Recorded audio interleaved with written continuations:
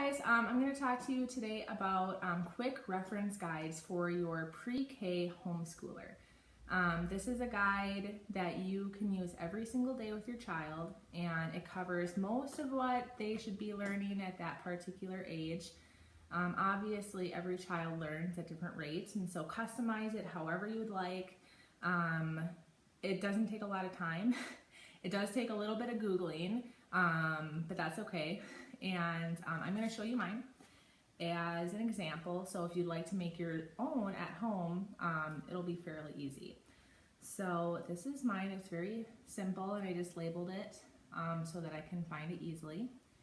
And you open it up, and hopefully you can see that pretty well.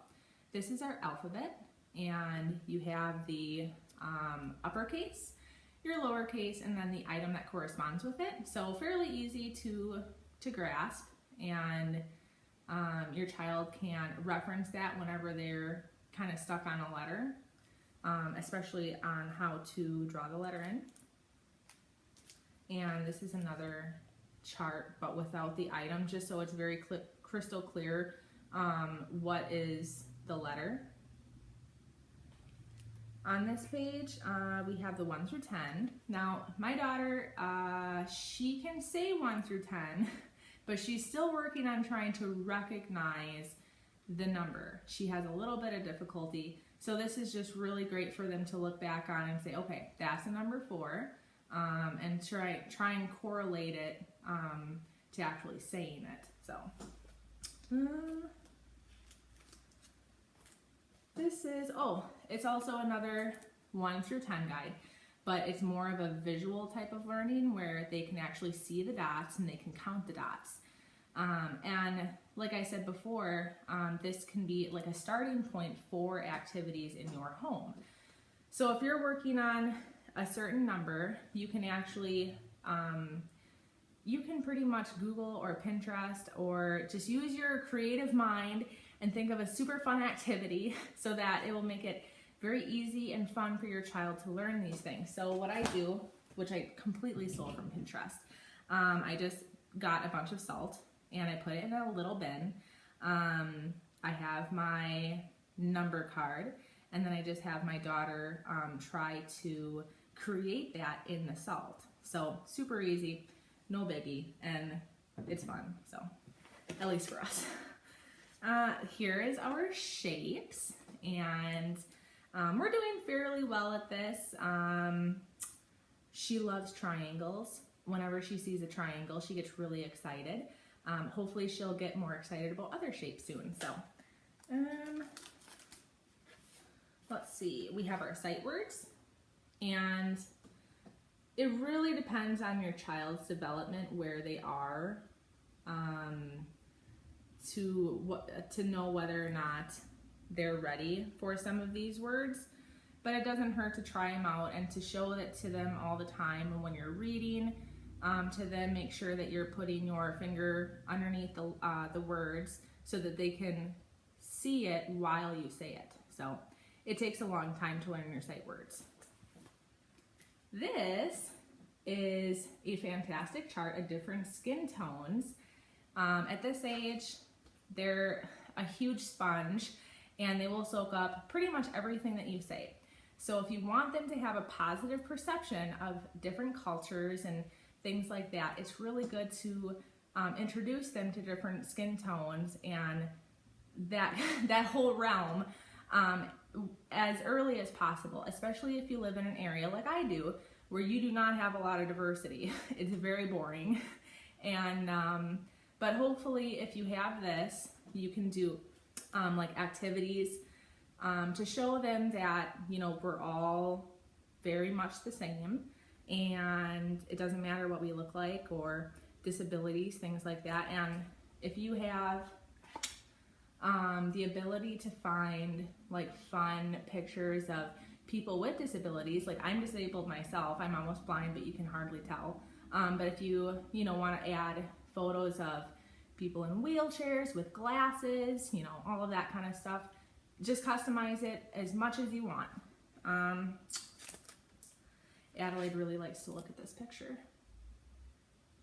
and that's good. So Here's a My Body chart, and that's really fun. And you can do the head, shoulders, knees, and toes song with your child so that they can kind of learn their body parts in a fun way. Here is the emotions. My daughter's eyebrows are very pronounced, and so when she has an emotion, you know exactly what she's thinking, and it's hilarious. But it's really nice for kids to look at other children, especially when they're homeschooled. Sometimes, you know, they kind of miss out on social activities every day normally, and so anytime that you can incorporate faces of children or videos of children playing and things like that, it's always good. And it's a good starting point to talk to your child about emotions and how to handle their emotions in a positive, productive way. That's my entire frame of thinking in life, is positivity goes a long way. And so if you can relay that to your child with these handy dandy charts, then that's great. Here's the 5 senses. And I remember learning about these when I was really little, and it always kind of bummed me out about the sight, but I have really good hearing. This one is our food chart, and I know that we had the triangle, and we've had, well, I think we currently have the pie chart that Michelle Obama kind of redid, right? I don't remember. But I thought this was a little bit easier just because it breaks it down and it shows the child more examples just of what it is they're putting into their body. And it makes for great days in the kitchen when you want to teach them new recipes. Adelaide's obsessed with making new food. So this is the color chart. And that's super fun. And I also put in what colors make what colors.